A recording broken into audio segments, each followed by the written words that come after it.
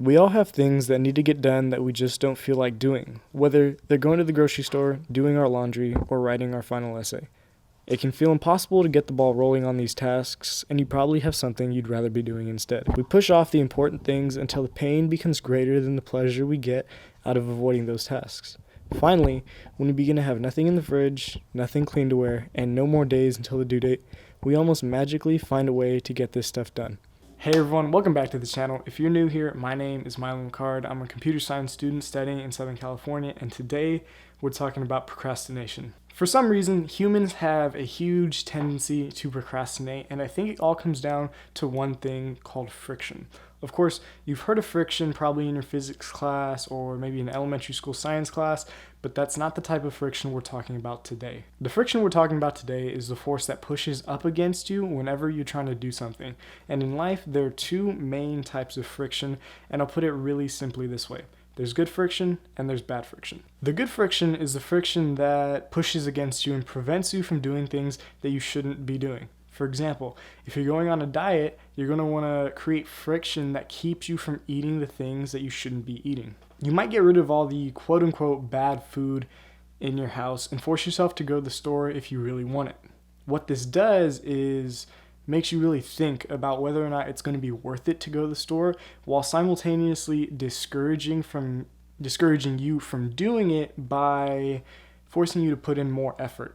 On the other hand, we also have something called bad friction. And bad friction is the friction that pushes against you when you need to or you want to be doing something that you should be doing. For example, you might be struggling with a certain topic or concept in school, and so you need to go to your professor's office hours. And to go to your professor's office hours, you have to take a couple steps. First, you have to get to campus. Then you have to get to your professor's office, and then you have to have a bunch of questions ready for your professor. This all stands between you and getting help, which discourages you from putting in the effort and getting the help that you need, and then it forces you to procrastinate until you can't wait any longer, and then you have some outside force, maybe an exam, that really puts pressure on you to get it done. When it comes to procrastinating, the biggest barrier between you and completing the task that you need is just getting started.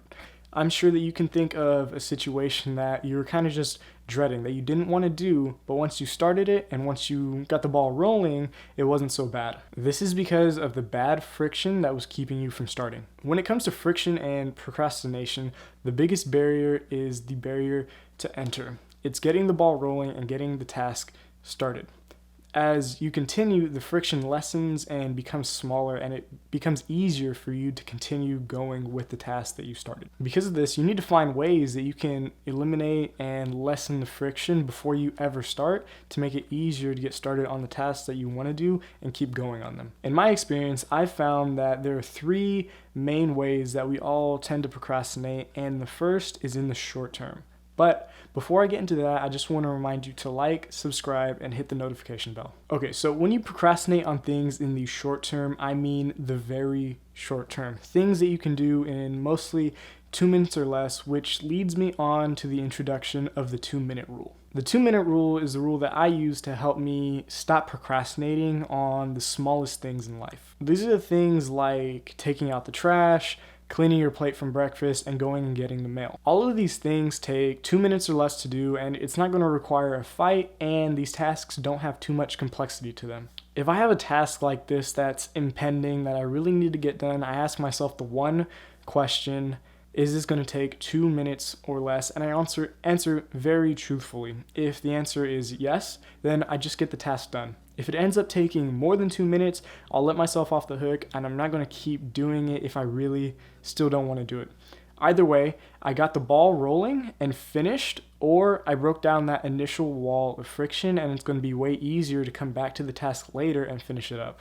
So the 2-minute rule might be really applicable to a lot of things in your life, but it certainly won't help you when it comes to everything, which leads me on to the next section of the video. The second type of way that I found we tend to procrastinate is with large commitments and projects that need to get done, and the origin of The friction and the procrastination with these tasks is most usually with their size. Usually, the larger the task is, the more daunting it is, and the more time it feels like you have to work on it. To get around the daunting nature of large tasks, what I like to do is to split them up into smaller sections that make it easier to digest when I actually get to them. First, this really breaks down the wall of friction that forms over a big task. And second, this really helps me build momentum. It's like I have a to-do list and I can check things off and be proud of my accomplishments up to this point, and it'll give me fuel to keep going later. Large tasks also make you feel like you have way more time to get them done and that you're going to be able to figure it out later. Somehow you trick yourself into believing that you're going to be somehow better equipped in the future to deal with this problem, but instead of that, you need to start right now, but that can feel really difficult when you're already procrastinating on it. To get around this part, I personally use the 25-minute rule, but a lot of other people have rehashed it to be the 15, 20, even 30, maybe 40-minute rule. To use the 25-minute rule, all I do is commit to 25 minutes of completely focused work on whatever task I need to accomplish. Like the 2-minute rule, if I use the 25-minute rule and I still don't feel like working on whatever task it is, at the end, after the timer goes off, I let myself off the hook. But by just working and committing to 25 minutes, I usually tend to feel more inclined to continue working after because I've gotten myself into this zone. Even if I do end up stopping, like the other rule, I still got the ball rolling and broke down that wall of friction that's going to just make it easier to come back to the task and continue later. In addition to these two strategies for large projects and commitments, I like to add one more thing. When I break up a large task or project into smaller chunks, or I decide to use the 25-minute rule, it makes it easier to digest the entire task and get it done and even return back to it later, but sometimes I still feel like procrastinating. This is the point that I like to add mini deadlines for the individual portions that I cut up to make it easier to digest, and for when I use the 25-minute rule. It makes it way easier to come back, and it adds many checkpoints and goals and deadlines for myself so I can really focus on getting the work done. So obviously the strategies that I outlined up to this point aren't going to work for everything in your life because not everything you do fits perfectly into these two fairly small and really obscure categories. A lot of things are going to fall on the spectrum in between these.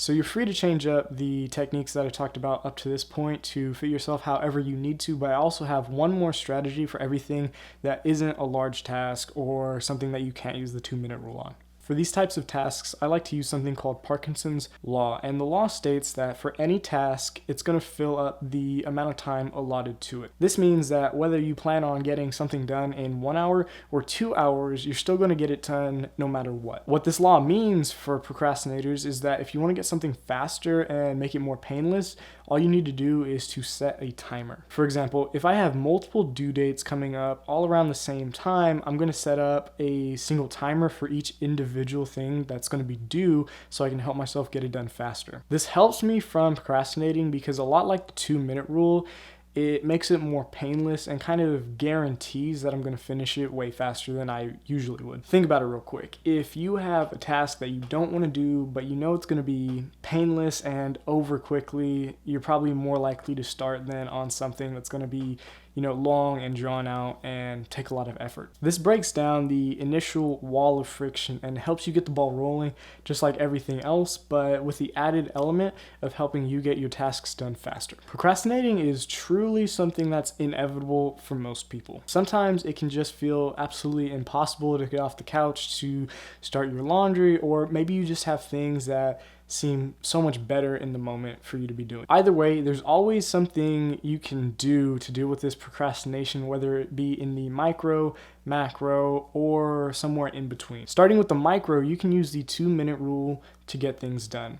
The 2-minute rule states that If you have something that's going to take you less than 2 minutes, you just do it right now, no questions asked. And if it takes you more than 2 minutes, you're allowed to drop it and just not worry about it until you have to pick it up later. When it comes to the larger macro projects and macro commitments of your life, there's a few things that you can do to stop procrastinating on them. The first thing you can do is to use the 25-minute rule. All you have to do is set a timer for 25 minutes with no extra commitments and just say, I'm going to do this and focus for this amount of time, and if I don't want to after, it's all good. I'm going to let myself off the hook and I don't have to worry about it. These big tasks, projects, and commitments can also feel overwhelming just from their sheer scale. So one thing that also helps is to break them up into smaller chunks that make it more measurable. The last thing you can do for large tasks, projects, and commitments is to set mini deadlines for yourself just to make it more achievable. The last thing you can do to help yourself stop procrastinating on the macro tasks